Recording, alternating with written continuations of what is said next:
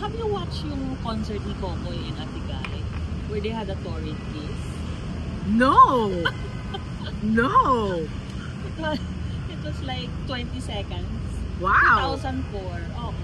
2004? That's recent! Oh, parang naging recent yung 20 years. Yeah, but I mean, recent in kasi hindi na nga siya lumalabas. That was before his accident. Pero ano bang ano mo? Did they have something? I don't know. I don't know. It's possible because pareho naman silang mabait. Diba? Or it's possible that it was just purely professional. Yeah. Because they're both super professional also. Diba? So magtutorid ka ba as professional? I've done it many times. Oo, especially on stage. Oh my. Oo, maraming beses na. Sa isang concert. As a concert, hindi naman concert, play or musical. For PIAF, I did it for PIAF. Pero yung wala sa script. Ayun, wala. Ay, parang hindi ko alam kaya ko ba yun. See? O, diba? Ang taray, no? What if bigla kang hinalikan ng lalaki? Depende kung type ko, hindi. Oh. Depende kung may sipon ako, may sipon siya. Siyempre kung may sipon siya, wait muna, may show pa tayo, yung umahawa sa'yo. Hindi kasi siyempre, ano like for PIAF, I had to do a lot of kissing scenes, bed scene, lahat ginagawa. So, ako yung hygiene mafia. Backstage, meron na tayong gargle, meron tayong toothpaste. Kasi nga, forced to good ka gagawin mo. So, gawin na natin ng tama, gawin natin ng malinis. Gawin natin ng hindi tayo nagkakahawaan. Kasi wala akong understudy. Pag may isang magkasakit sa inyo, in the ensemble on stage, pihadong magkakahawaan. Because you're singing and shouting at each other, you're literally spitting at each other. So yun. Hygiene is very important. But my interview with Kokoy was kinda enlightening. Kasi nga parang they had this connection na he was visiting Nora with the kids, he got to know her kids. Oh, nice. They were connected or they didn't lose touch. Nice.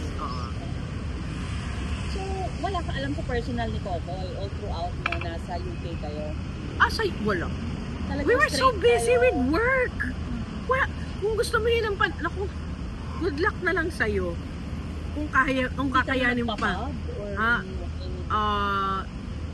Sometimes, pero normally kami din lang magkakasama eh. And you know, yun na nga, he was busy because he's also rehearsing for the engineer. So kung ano man yung free time mo, may rehearsal ka pa. So, kaya nga nagsasabi mo, bakit si Lea hindi lumalabas? Teko, subukan niyo kumanta ng 9 songs na ganung kahirap, na umiiyak ka, sumisigaw ka, tapos kung may boses ka pa after, syempre magpapahinga ka. And that is the toll of playing in the West End or on Broadway. Your discipline has to be so high. Wala ka ng social life. Kung pilitin mo man, talagang hindi pwede. Kunyari, pub or club, mahirap na kasi nagsisigawan ng mga tao. Mamamaos ka sa kakasigaw sa club. Rather than i-save mo na lang for the show. Kasi syempre, diyan ka binabayaran eh. At saka in fairness, inalagaan naman kami ng show. Let's say, every year, we have flu jabs, we have professional doctors, chiropractors, lahat meron. Massage, ganun? Lahat. Well, massage, I think only if needed talaga. Wala namang manicure. Pero syempre kasi they have to keep the actors healthy. 8 shows a week is no joke. Pero I'm glad I was able to experience that very early in my life. Kasi dun pa lang yung training ko. Actually, even before that, yung training ko sa repertory. Pero yung 8 shows a week, honey, it's no joke. Kaya now, like on stage or and I know it's a long run. If they ask me, ito gagawin mo to, or itong note na to gagawin ko, I always have to think, kaya ko ba gawin tong 8 times a week? 8 times a week means you're doing 2 shows on a Wednesday or on a Saturday. Or here in the Philippines, Saturday, Sunday, back to back pa. Ang hirap, no? Pagdating ng linggo, pagod na pagod ka na.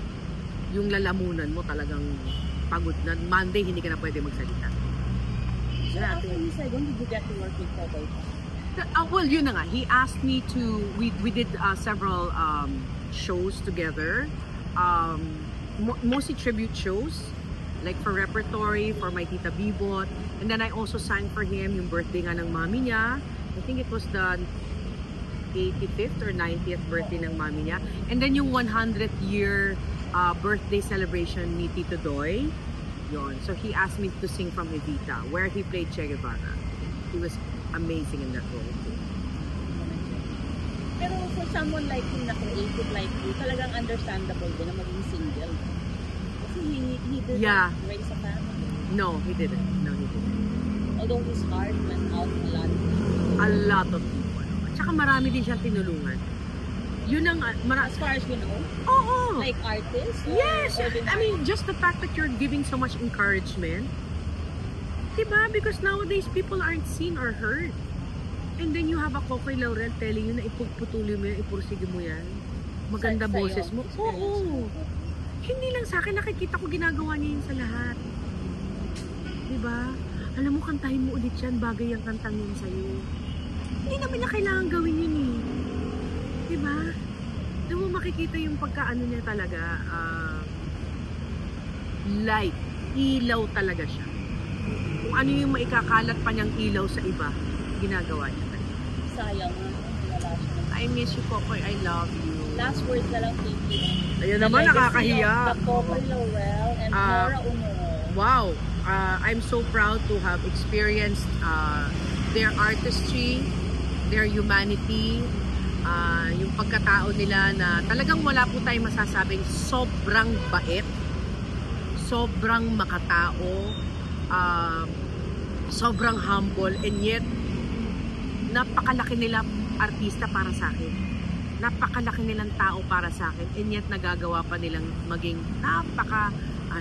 makumbaba.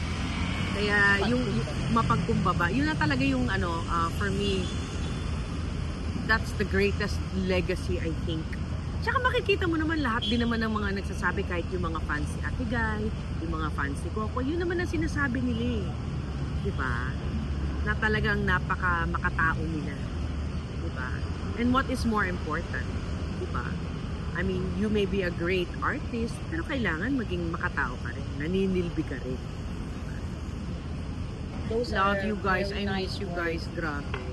Thank you for everything that you've done for the industry. Thank you for everything that you've done with the people that you've touched. And thank you for everything that you've done for me. Kasi iniidolo ko kayong dalawa. So nice naman.